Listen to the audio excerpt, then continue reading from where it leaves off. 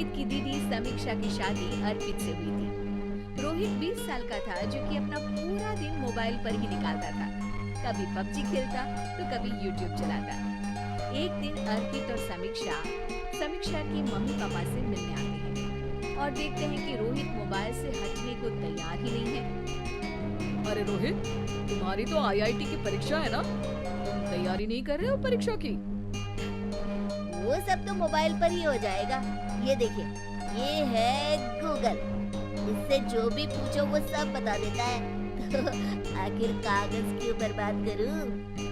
अरे पर तुम इन प्रश्नों की तैयारी बिना लिखोगे कैसे? इसमें क्या है, ये देखिए, नोटपैड बिल्कुल कॉपी जैसा है, इसी पर कर लूंगा। हम जब तुम्हारी उम्र के थे तब हम दोस्त मिलकर प्रश्न हल किया करते थे। उससे हमारी हैंडराइटिंग की भी प्रैक्टिस हो जाती थी और समय का भी अंदाजा लग जाता था। और फिर साथ में हम एक दूसरे की मदद भी कर देते थे अगर कोई अटक जाए तो। आपका जमाना अलग था जीजा जी। अभी जमाना फास्ट और स्मार्ट हो गया है। जमाना क्या, अब तो फोन भी स्मार्ट हो गया है। समय के साथ बदलना पड़ता है जीजा जी। अब बस भी कीजिए आप, हर चीज को लेक्चर में बदल देते हैं। रोहित अच्छा कर लेता है परीक्षा में। इतने में अर्पित के सास ससुर जी आ जाते हैं हॉल में और अर्पित इस बारे में बात नहीं करता। हालांकि अर्पित को लगता तो है कि पूरी तरह मोबाइल पर लगे रहना सही नहीं है, पर वो इस बात को और नहीं छेड़ता।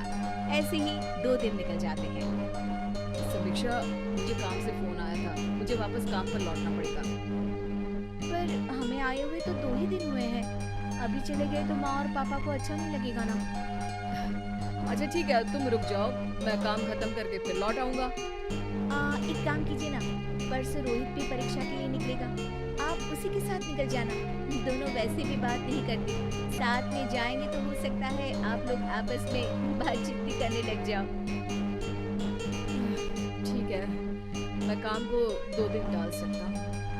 उसी रात जब सब खाना खाने बैठी थी तो अर्पित अपने जाने की खबर बाकी लोगों को बताता है। मुझे काम के लिए वापस जाना होगा। अरे बेटा, पर अभी तो तुम आए हो, इतनी जल्दी चले जाओगे? नहीं माँ जी, समीक्षा यहीं रहेगी और मैं जल्दी काम खत्म करके वापस आ जाऊंगा। ठीक है, काम भी जरूरी है। वैसे कब निकलोगे बेटा? 2 दिन में। मैंने सुना है कि उस दिन रोहित को भी परीक्षा के लिए जाना है, तो कल मैं दोनों की टिकट करा लेता हूँ। मेरी टिकट रहने दीजिए जीजा जी, मैं तो फोन से ही करवा लूंगा। हाँ, पर कोई दिक्कत हो गई तो? अरे कोई दिक्कत नहीं होती जीजा जी, फोन सब कर सकता है।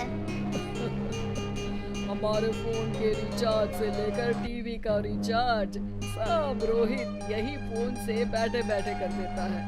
अब ये नई चीज तो हमारे समझ के परे है, पर अच्छा है कि रोहित जानता है। हमारी मेहनत इतनी कम हो गई भाई। हाँ, पर अगर टिकट नहीं मिली तो? अर्पित की बात पूरी होने से पहले ही बिजली चली जाती है। अरे ये क्या हो गया, आपने बिजली का बिल भर तो दिया था ना? अरे नहीं, मैं तो भूल गया था। अरे टेंशन मत लो माँ। देखा जीजा जी, आप बिजली का बिल भी भर सकते हो, समय बदल गया है। एक बार फिर अर्पित इस बात पर बहस नहीं करता।